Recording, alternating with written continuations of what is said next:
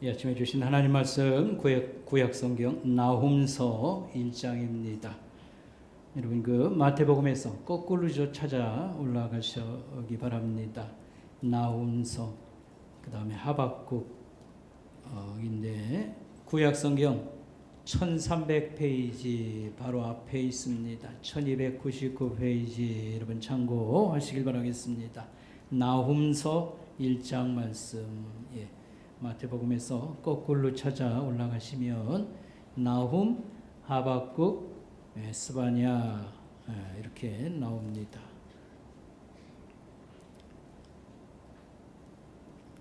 나훔서 1장 1절부터 4절까지 말씀 먼저 보겠습니다. 니느웨에 대한 경고 곧 엘고스 사람 나훔의 묵시의 글이라. 여호와는 질투하시며 보복하시는 하나님이시니라. 여호와는 보복하시며 진노하시되 자기를 거스리는 자에게 여호와는 보복하시며 자기를 대적하는 자에게 진노를 품으시며 여호와는 노하기를 더디하시며 권능이 크시며 벌받을 자를 결코 내버려 두지 아니하시느니라. 여호와의 길은 회오리 바람과 광풍에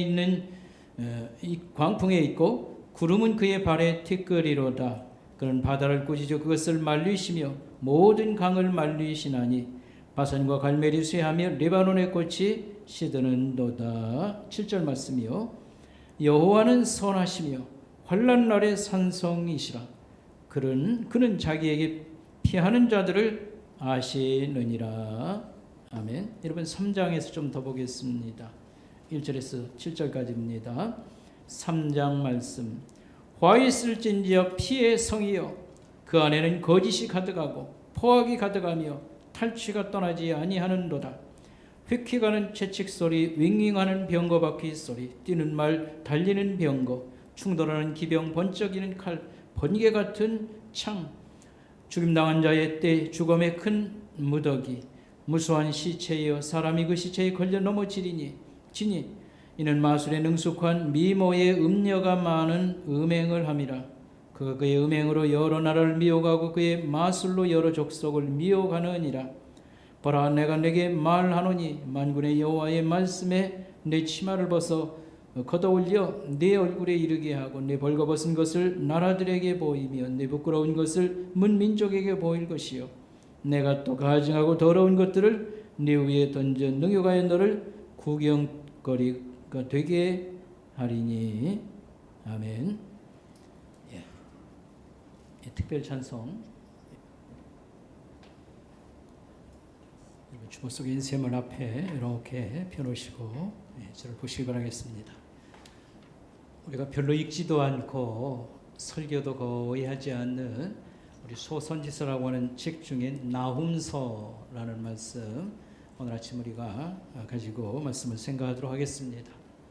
보복하시는 하나님, 오늘 여기 1절에 나오지요. 심판자이신 하나님, 이런 제목으로 말씀을 생각하도록 하겠습니다. 이 나훔서라고 하는 책은 이스라엘의 원수라고 할 수 있는 이 아수르의 멸망을 예언을 하고 있는 책입니다. 주제는 보복하시는 하나님. 여기 1절 또 계속 그런 말씀이 나오지요. 이것은 악에 대한 하나님의 심판을 얘기하는 것이고 하나님 백성들에게는 자유와 회복을 약속하는 그런 말씀이라 이렇게 말할 수 있겠습니다. 하나님의 응징, 하나님의 심판은 구약성경에서 그 대상자가 한 셋으로 이제 규정을 하고 있습니다. 하나님 백성의 원수라고 할 수 있는 이방인들, 그 다음에 두 번째로는요, 이 가난하고 힘없는 자를 짓밟는 부자나 상류층 지도자들이 여기에 또 해당되고요. 세 번째로는 하나님을 잘 믿는 신실한 자들을 박해하거나 여러 가지 억압하는 그런 그 박해자들, 불의한 자들이 대상이다 말할 수 있겠습니다. 요거 이제 구약 성경에서 주로 말씀하는 심판 대상자를 말하고요. 신약 성경으로 넘어오면 이게 좀 더 이제 구체되고 더 집중됐다고 말할 수 있겠습니다. 그 중에 이 악을 조장하고 유혹하는 사탄에 대한 이 하나님의 심판에 대한 그런 경고의 말씀이나 이런 내용이 굉장히 풍성히 나오는 것을 우리가 볼 수 있습니다. 어쨌든 하나님의 이런 심판과 응징 사건은 고통받고 박해를 받고 또 여러 가지 어려움을 당하던 백성들에게는 위로와 구원의 날이 되도다라고 하는 것이 여기 들어있는 또한의 아름다운 그런 메시지라고 말할 수 있겠습니다.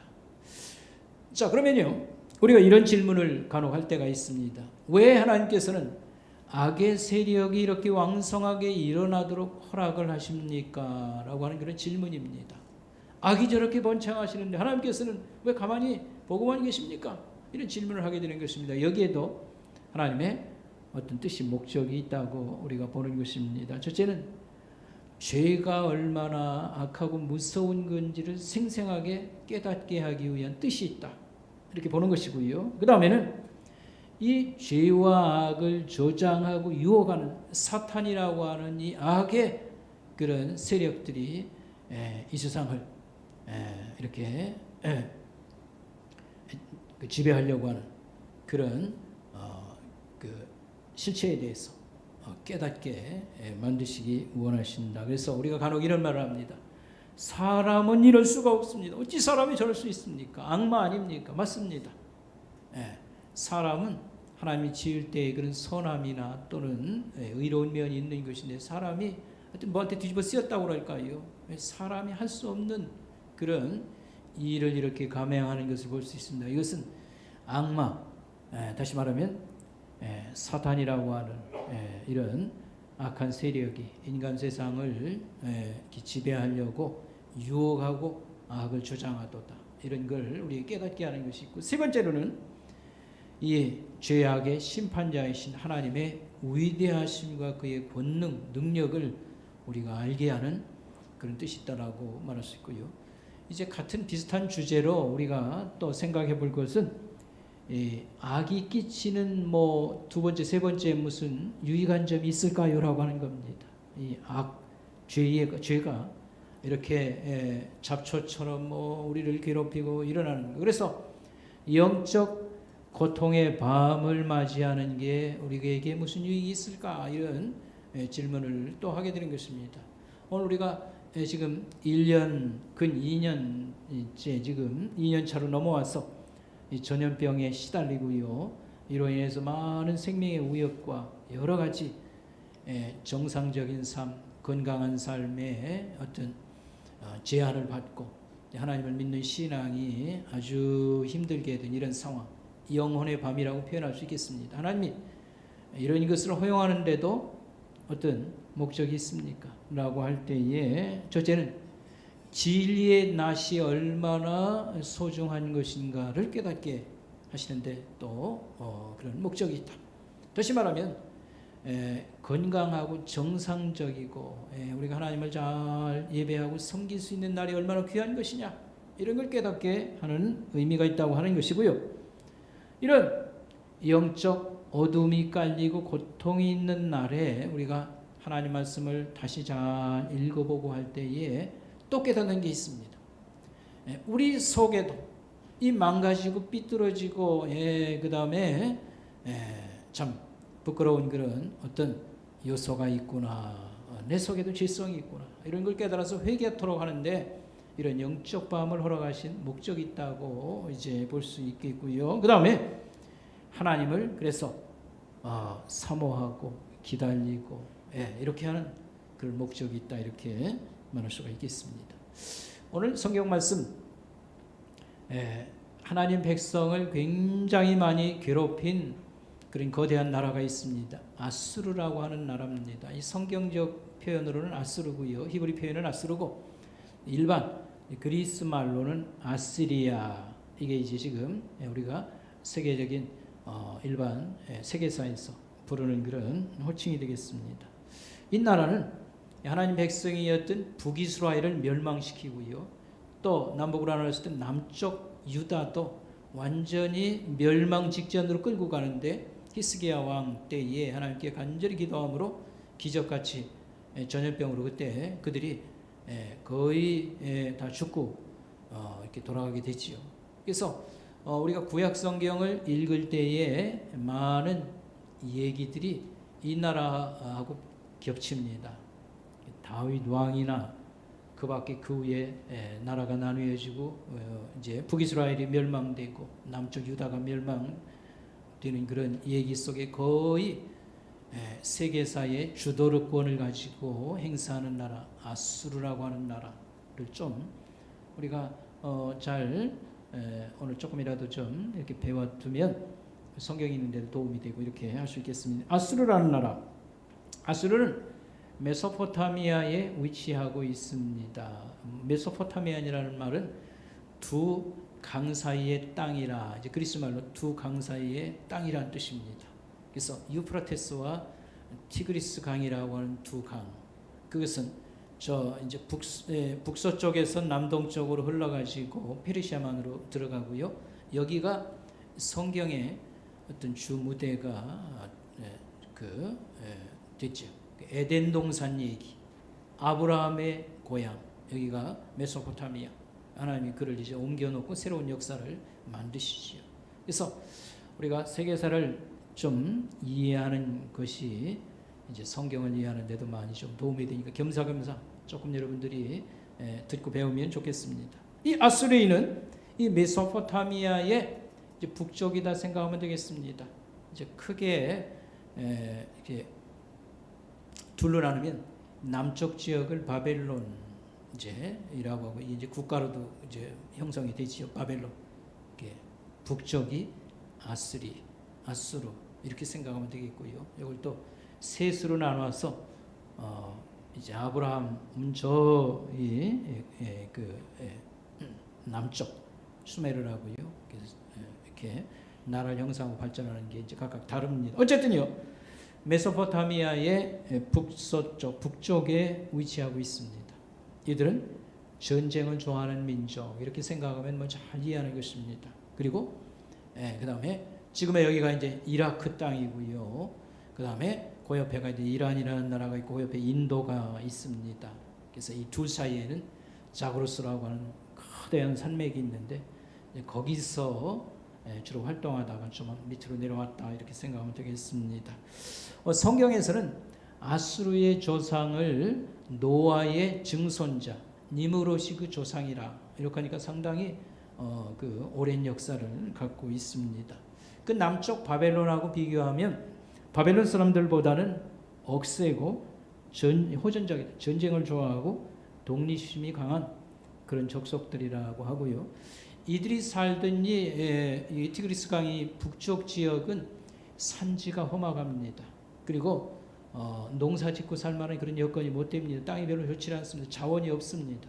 그러다가 보니까 이제 다른 지역으로 쳐들어간다든 이런 일을 많이 하고 주변에 강대국이 과거부터 굉장히 이렇게 많이 일어났습니다. 그러다가 보니까 그들은 생존을 위한 투쟁들, 그저 전쟁을 많이 하게 되고요. 그런 가운데 강대국이 되었다라고 말할 수 있겠습니다. 이들의 역사는 아브라함이 죽고 한 150년쯤 지날 때에 이들이 시작되었다 이렇게 보면 좋겠습니다. 예수님 주전이라고 그러죠. 주전 한 1800년대부터 주전 한 600년대까지 1200년 역사를 갖고 있고 대충 7명의 왕이 아주 굉장한 정복자였습니다. 그래서 세계사의 한 첫 번째라고도 말할 수 있고요. 그런 제국을 건설한 그런 나라라고 했습니다. 그래서 아까도 얘기했습니다만 북이스라엘을 멸망시켜서 완전히 없애버렸어요. 그들은 다시 돌아오지 못했습니다. 그리고 남유다 역시 바벨론에 의해서 거의 멸망 직전까지 갔습니다. 그래서 산헤립이라고 한 왕이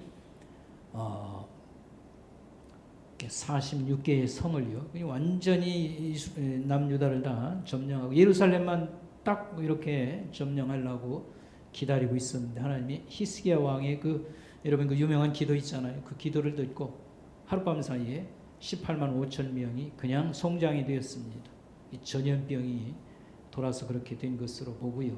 그는 고향으로 돌아가서 그 다음에 죽고 말게 되는 것이지요. 예. 그래서 이 아수르는 굉장히 성경에 많이 등장하는 배경을 이루는 나라 이렇게 보면 좋겠습니다. 그리스 역사가 데이아스는 이 아수르 바니팔 왕 때 이게 이제 산헤립의 손자입니다. 그래서 그 아들 엘살핫돈과 아수르 바니팔이 최대의 이 아수르의 강성기를 맞이하고 그 아들 때에 이 나라는 그냥 망해버리게 되는 것이죠. 그래서 이 그리스 역사가에 의하면 아수르 바니팔 때의 그 군대가 그 어떤 군대였는가, 이 아수르의 군대를 설명하기를 보병이 170만 명에다 기병이 20만 명, 그리고 이 포병과 여기서 이제 전차부대, 포병과 지원병 합하면 200만의 병력을 거느렸습니다. 옛날 그 전쟁이라고 하는 것이 평상시에 농사 짓고 있다가 외적이 쳐들어오면요 기본 훈련만 받아요. 논산훈련소에 가서 훈련만 받는 것만. 그러고 전쟁이 들어가는데 아수르는 이 정규 부대, 요즘 말로 하면 직업군인에 가까운 사람이 200만이라는 것은 어마어마한 겁니다. 우리나라 군대가 지금 60만에서 줄어들었지요. 하여튼 지금 봐도 굉장한 거고요. 그러니까 아수르가 얼마나 강력했냐 지금 그 얘기를 지금 하는 것입니다.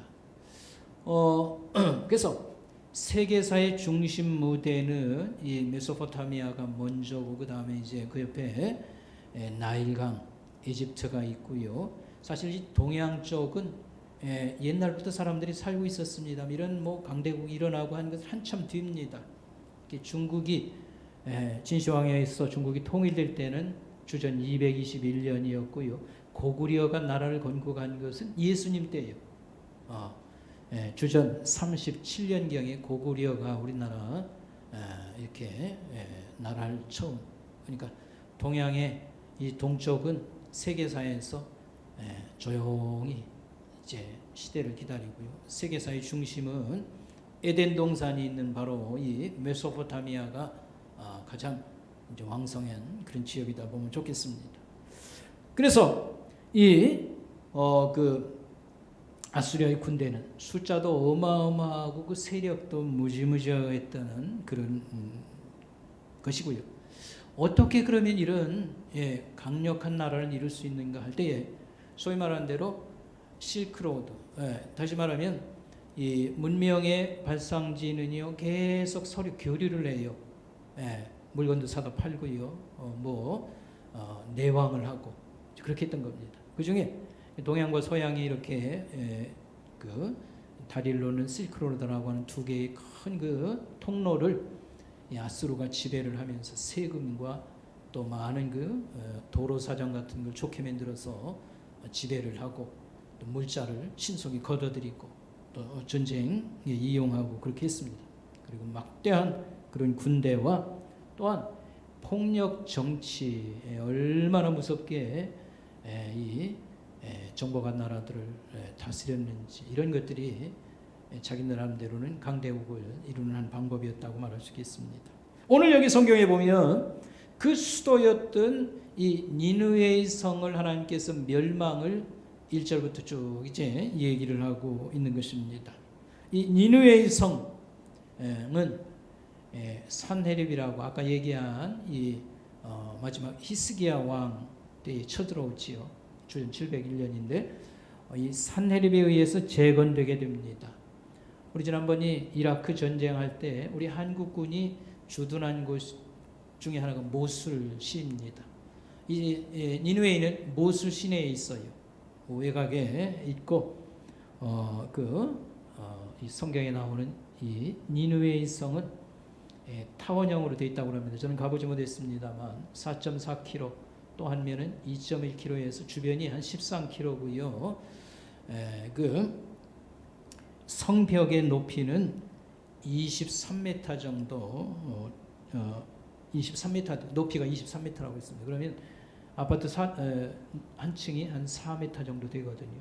그러니까 5m, 6m니까요. 감히 쉽게 이렇게 적군이 쳐들어올 수 없는 그런 거고 그 주변은 이렇게 많이 파서요 물을 채웁니다. 이것을 해자라고 합니다. 적군이 오면 이 성이 물로 완전히 둘러싸여 있지요. 이런, 그러니까 한마디로 얘기하면 점령할 수 없는 난공불락의 성이다. 그러니까 니느웨가, 이 아수르가 얼마나 자부심을 가지고요. 우린 망하지 않는다.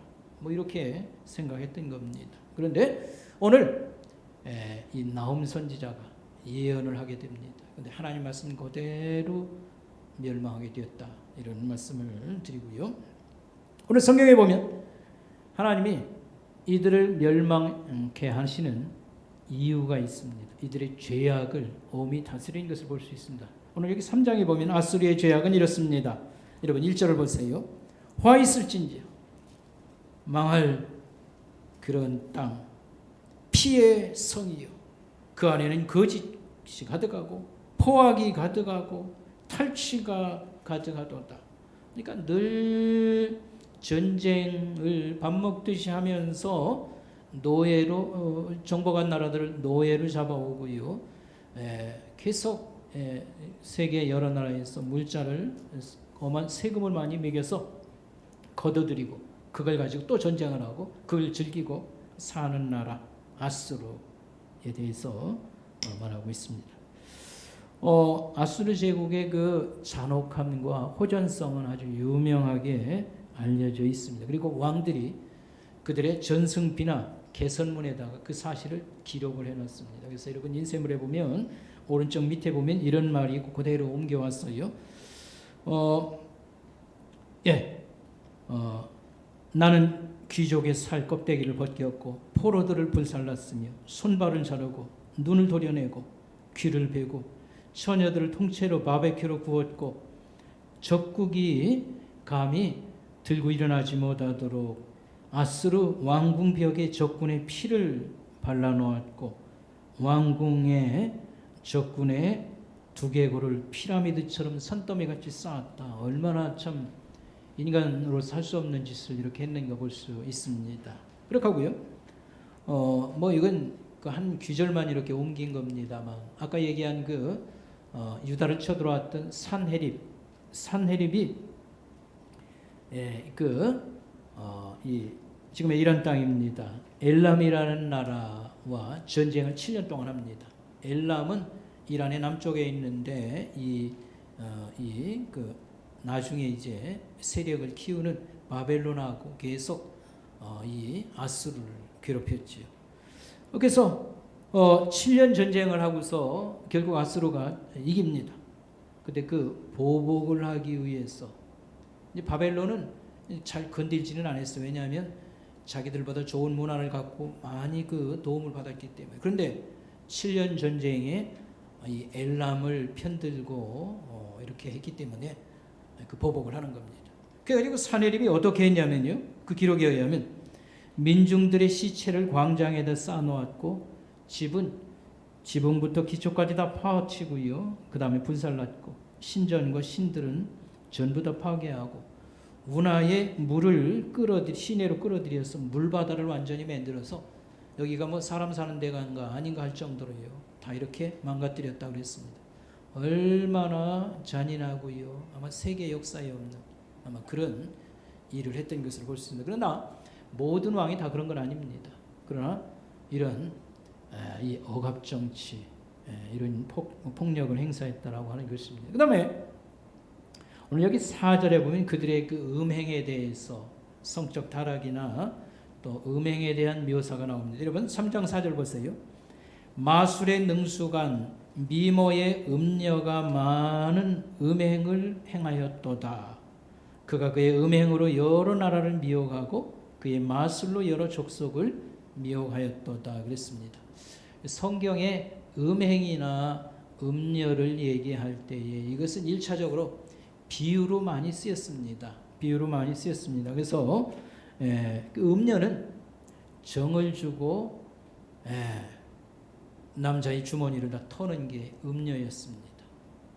그래서 이 강대국이라고 하는 이런 정복자들의 피정복자들의 나라들을 많은 세금을 매기고요, 노동력을 착취하는 이런 걸 비유하기도 하고, 영적으로는 하나님의 사랑을 미혹해서 자기들의 우상을 섬기도록 하는 이런 것을 음행으로 표현하고 있습니다. 그러나 여러분, 전쟁터에서 많은 사람을 잡아오고요, 그 다음에 세계 각국에서 그 많은 그 물자들을 거둬들이고 세금으로 이렇게 해서 어떻게 하겠습니까? 물론 그걸 가지고 전쟁을 하고 그걸 가지고 먹고 노는 것인데, 성적 타락도 역시 빼놓을 수 없는 메뉴처럼 그렇게 되었습니다. 그래서 아수르바니팔 왕이 에 대한 그리스 역사가들의 기록에 의하면, 그는 남자이면서도 여자 행세를 하고요, 뭐 이런 그 추한 얘기들이 많이 있고, 역시 그리스의 문헌에 보면 아수르의 통치자들은 야비하고 방탕스러웠으며 세디스트였다. 아수르의 귀부인들은 왕족과 손님들 앞에서 벌거벗은 춤을 추었고 집단 성노름들을 벌였다라고 말하고요, 신전에 여사제는 국가에서 뽑았는데 매춘부디였다. 그래서 공공연히 매음 행위를 했다. 뭐 이런 얘기가 나오게 되는 것입니다. 그래서 폭력과 음행과 그 다음에 이런 고통을 온 세상에 주는 이 아수르를 하나님께서 심판하시도다, 이런 말씀이 준 내용입니다. 자, 오늘 여기서 우리가 영적으로 깊이 생각하고 우리가 적용할 일이 있습니다. 이 죄의 청산이라고 하는 이 문제가 오늘 이 심판이라고 하는 메시지 앞에 중요한 그런 말씀이다라고 하는 것입니다. 죄의 청산이 없는 곳에는 하나님 백성까지라도 심판의 그런 일이 일어났도다라고 하는 말씀을 기억하면 좋겠습니다. 여러분, 니느웨의 성 하면 생각나는 선지자가 있어요. 누구죠? 요나 선지자. 그래서 하나님께서는 이 니느웨의 성에 요나 선지자를 보냈어요. 그랬더니 거기 예상 밖에도 회개 운동이 일어나 가지고 하나님이 그들을 심판하지 아니하고 구해 주셨습니다. 그게 나훔보다 150년 전에 있었던 일입니다. 그러나 나훔 시대에 예언하고 한 30년 후에 이들을 하나님께서 손을 보아서 멸하셨다라고 하는 사실입니다. 여기서 우리가 생각할 것은, 하나님이 회개하면 용서해 주시지만 끝까지 악을 행하고 하나님께 도전하거나 저항하는 자들은 마침내는 심판으로 다스리도다라고 하는 것입니다.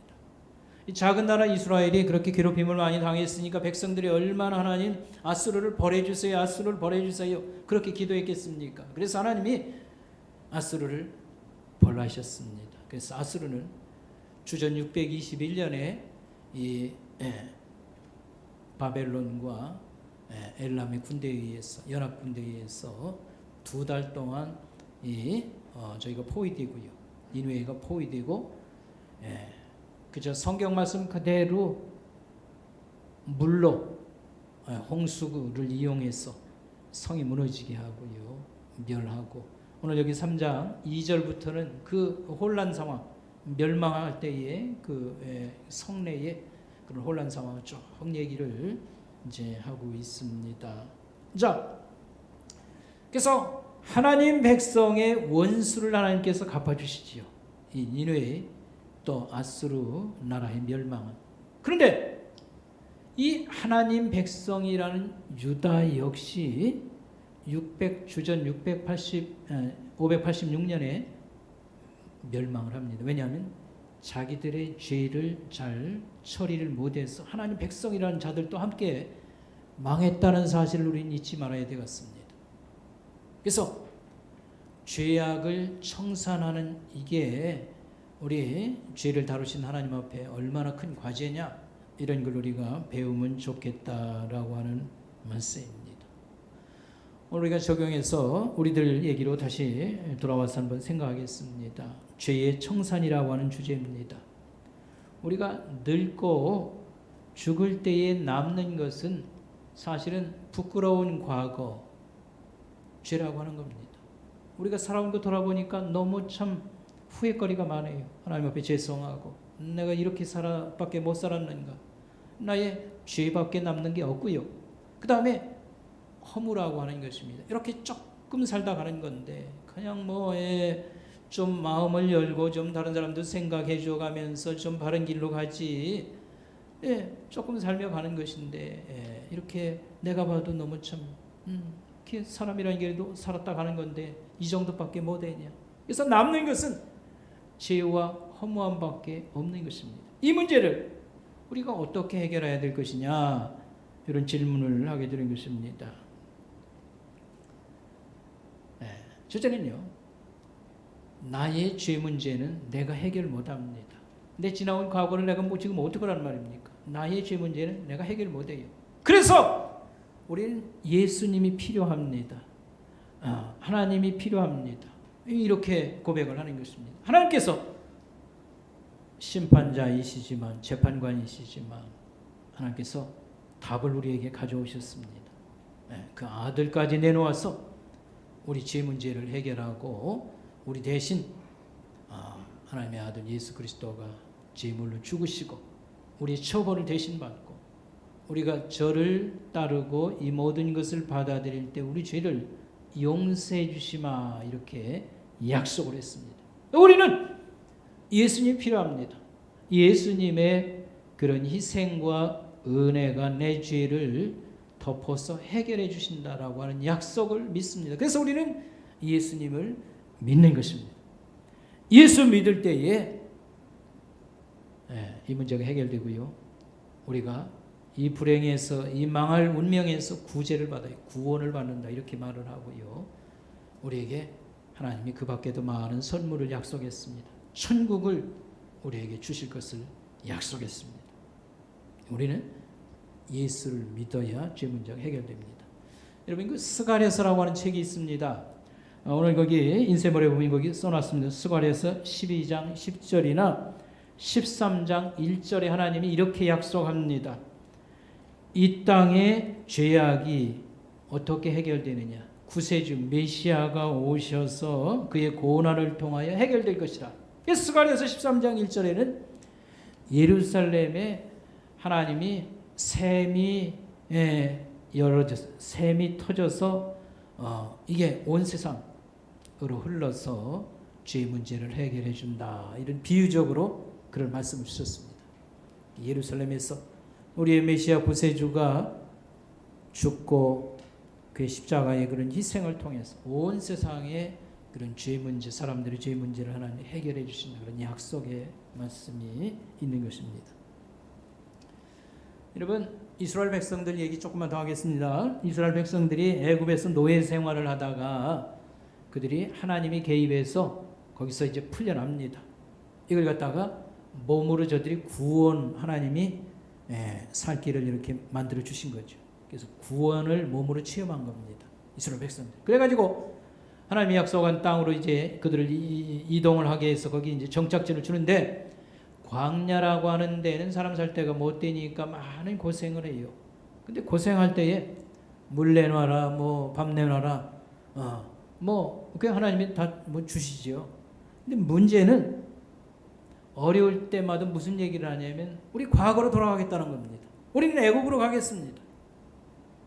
이 말은 뭘 얘기하냐면 하나님이 이들을 이 노예에서 살 길을 만들어 주시라고 해방을 했거든요. 이게 구원이거든요. 구원을 깡그리 무시하는 거예요. 하나님이 하신 것을. 우리는 껐듯하면 애국으로 갑니다. 옛날이 더 좋았습니다. 이 말은 하나님 하신 일을 다 부정하는 거예요. 그러니까 그들의 소원대로 광야에서 다 죽게 만듭니다. 그리고 그 자식들 세대의 사람들이 약속의 땅에 들어가지 않습니까? 여러분, 이걸 잘 알아야 됩니다.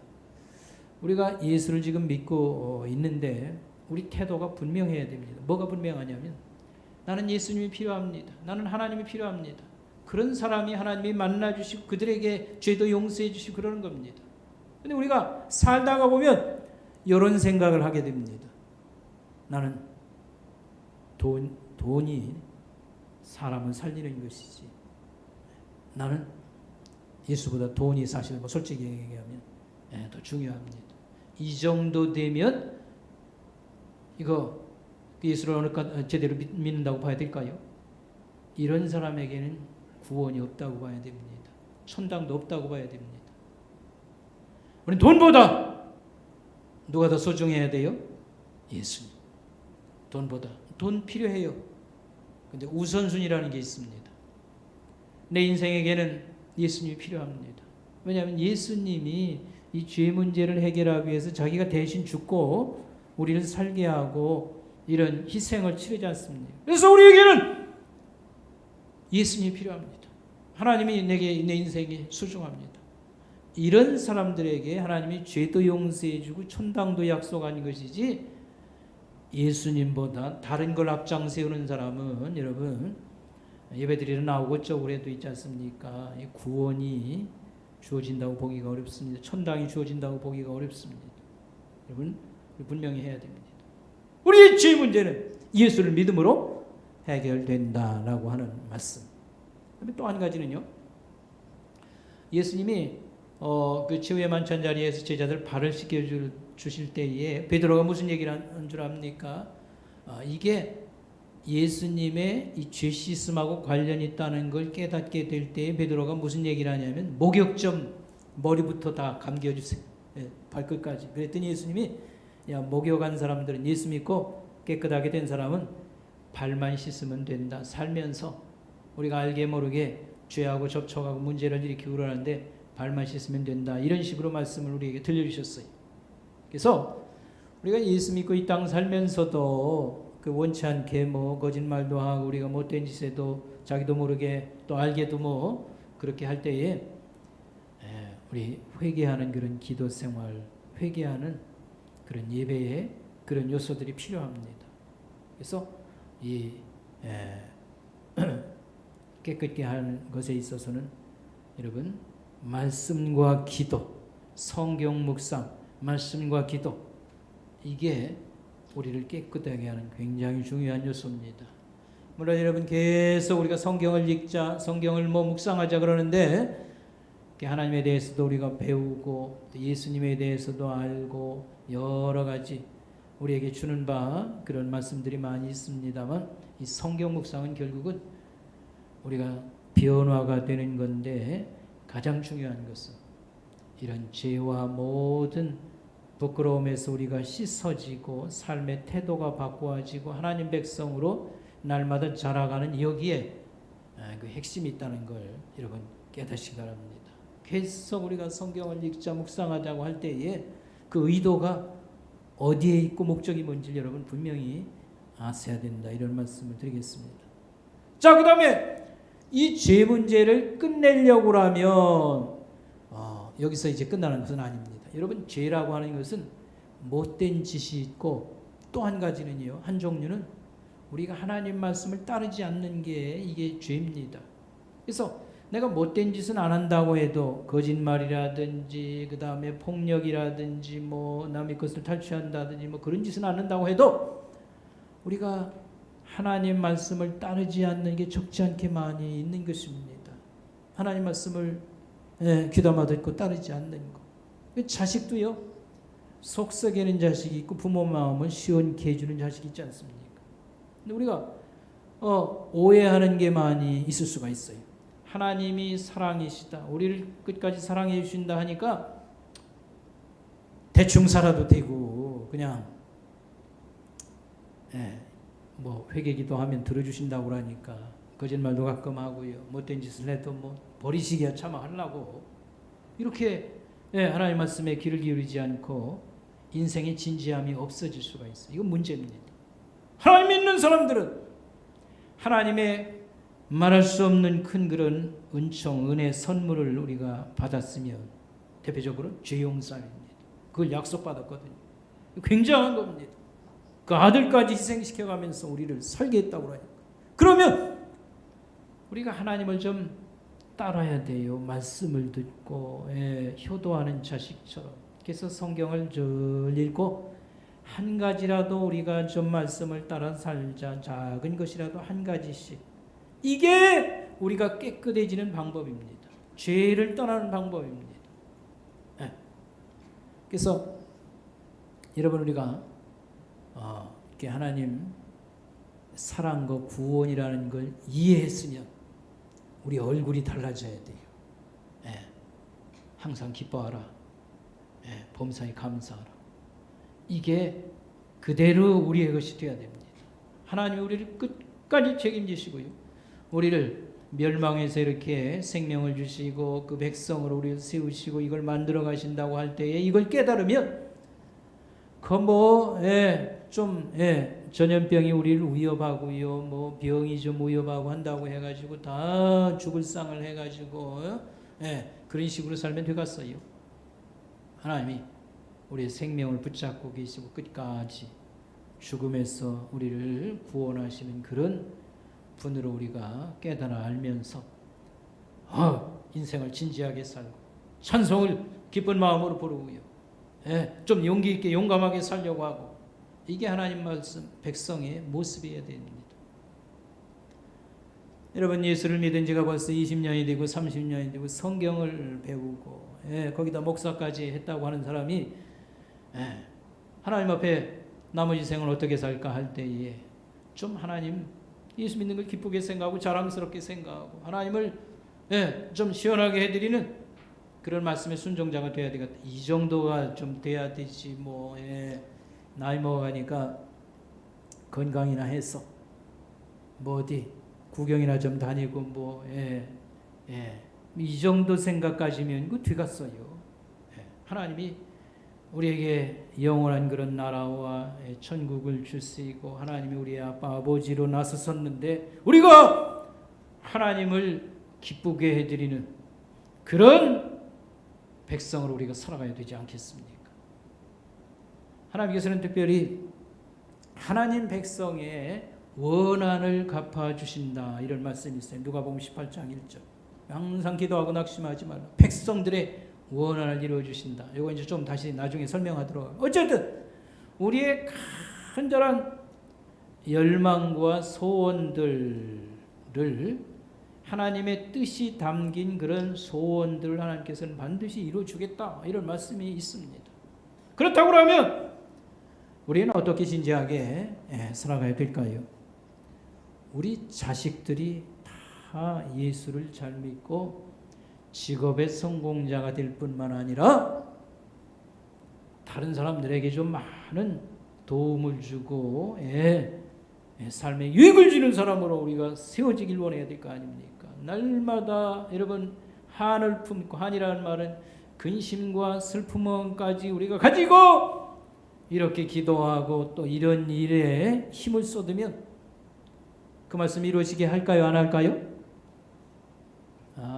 다 하십니다. 얼마든지 증거를 가지고 여러분 말씀드릴 수 있는데 거기까지는 안 가겠습니다. 예수 믿고 3대째가 되면 인물이 나오게 되어 있습니다. 제대로 하나님을 잘 믿고 3대를 가면 인물이 나오게 되어 있습니다. 인물이라고 해서 뭐 너무 여러분 거대하게 생각하지 말고 자기 직업의 성공자일 뿐만 아니라 많은 이들에게 도움을 끼치는 그런 사람이 얼마든지 나올 수 있습니다. 하나님, 내가 예수 믿고 우리 자식은 벌써 3대째인데 우리 집안에 예수를 잘 믿고 직업에도 성공하고 많은 이들에게 조금이라도 유의감을 많이 끼치는 그런 우리 자녀가 되게 해주세요. 밤낮으로 기도하고요. 여러분 이 일을 위해서 자식과 함께 기도하고 뭐 격려하고 애를 쓰고 그러면요. 될까요? 안 될까요? 될까요? 안 될까요? 왜 대답을 안 해요? 될까요? 안 될까요? 다 되게 되어 있습니다. 이번에도 우리 고3 졸업하고 이제 청년 보러 올라왔는데 너무 감사한 것은 10명에서 한 12명 정도 됩니다. 너무 감사해요. 그런데 이제 원하는 그런 대학에 지나간 사람도 있고 뭐 한두 명은 아직은 그렇게 못된 사람도 있는 것으로 알고 있습니다. 그러나 여러분 아무것도 아닙니다.